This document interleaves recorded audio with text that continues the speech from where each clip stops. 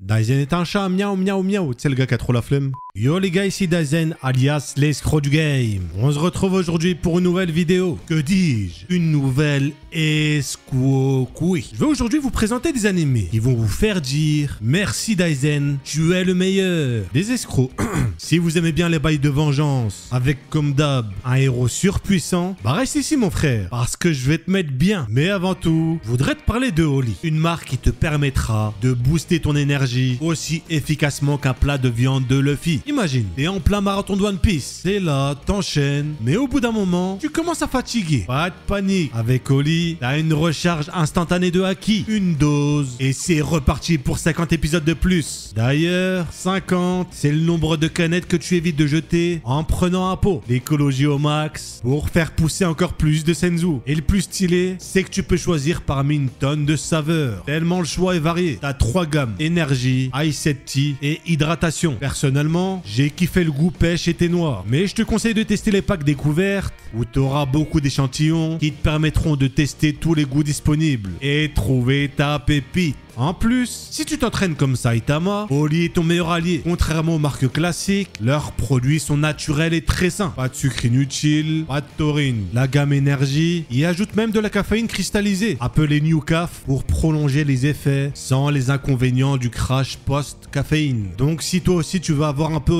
pour enchaîner tout One Piece ou l'entraînement de Saitama, le lien est en description. Et vu que je suis l'escroc du game, je vous ai gratté le code Daizen5 qui vous donnera 5 € de réduction sur votre première commande. On va commencer avec Tal of Zestiria qui nous parlera de Soreil, un petit jeune qui vit dans un village isolé ayant toujours rêvé d'explorer le monde et de découvrir ses secrets. Et du coup, vu que c'est le protagoniste, il va explorer le monde et découvrir ses secrets. Et je crois que je vous ai tous spoilé là. Non, en vrai, un jour, il va obtenir un pouvoir surpuissant et très spécial. Et ce pouvoir va le faire se fight contre les ténèbres. Il a une vision idéalisée, mais le frérot, il va voir que la trahison, elle est partout. Et malgré leur objectif commun, t'as des complots et du fight qui se dessinent dans l'ombre. Du coup, au fur et à mesure de son aventure, notre héros va découvrir qu'il doit non seulement lutter contre des forces maléfiques, je pense que c'est déjà assez dur comme ça, mais aussi contre des alliés qui, sous leurs airs de tout gentil noblio, cachent des intentions bressants. Là où la frontière entre amis et ennemis devient floue, la quête pour la paix se retrouve parsemée de trahisons inattendues. T'as vu la bête de phrase? Ça mérite pas un pouce bleu, ça. Comment parler de vengeance sans parler d'Ari Fureta, dont la nouvelle saison vient tout juste de sortir? Alors pour être bref, ça nous parle d'un gars se faisant transporter dans un bail de fantasy avec toute sa classe, en tant que héros, tout ça.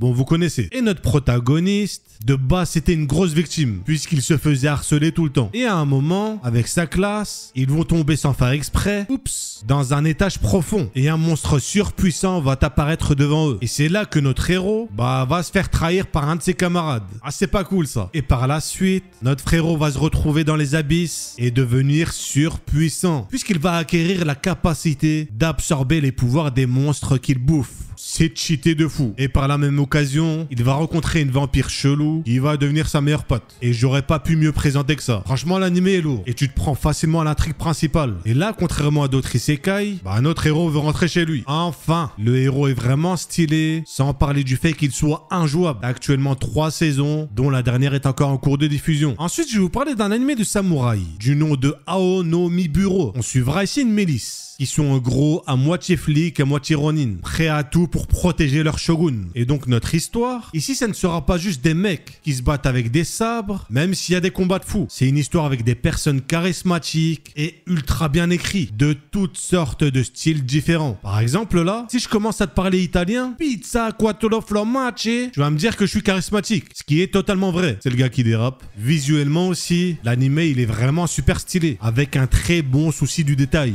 Bon, nous on est des Doberman, on prend tout ce qu'il y a, mais ça fait toujours plaisir. Et en bonus, t'as le côté historique qui après visionnage te fera sortir moins bête, moins insecte. Seule l'élite a compris la blague. Et pour terminer, Mao-sama Retrai. Bon, si t'as rien capté à ce que j'ai dit, comme d'hab, t'as les noms en description. Ça nous parlera d'un employé de bureau banal qui taffe sur un MMORPG. Et le frérot, il va y jeter un petit coup d'œil et s'endormir. Mais voilà, il est téléporté dans son propre jeu et devient le roi démon. Ah, tu t'y attendais pas, hein? Un boss final au charisme de fou. Costume classe, voix grave et une aura qui dit « Envoie ton wifi, chef !» C'était gênant? Oui. À la différence que notre protagoniste, bah c'est pas un méchant classique. En fait, il est surtout paumé. C'est vrai. Et je dis en vrai, pourquoi je suis là? Pourquoi tout le monde veut me fumer? Et pourquoi je traîne tout le temps avec une petite fille de 13 ans? Bon là, c'est juste lui qui est chelou. Franchement, l'anime est très sympa. Surtout quand tu vois l'objectif du héros, qui est d'ouvrir une auberge. Ouais, ça rend l'anime chill. Ajoute à ça des quiproquos hilarants, des personnages excentriques. Il y a un couteau qui a clairement lu tous les livres de management et t'obtiens un animé de fantasy vraiment sympa à voir. Bref, j'espère que je vous ai mis bien. Si t'as kiffé, pouce bleu. C'est un ordre. Si c'est pas le cas, pouce bleu quand même. C'est un ordre aussi. N'hésite pas à me donner comme d'hab des animaux à imiter. Et n'oublie surtout pas, Dazen est un escroc.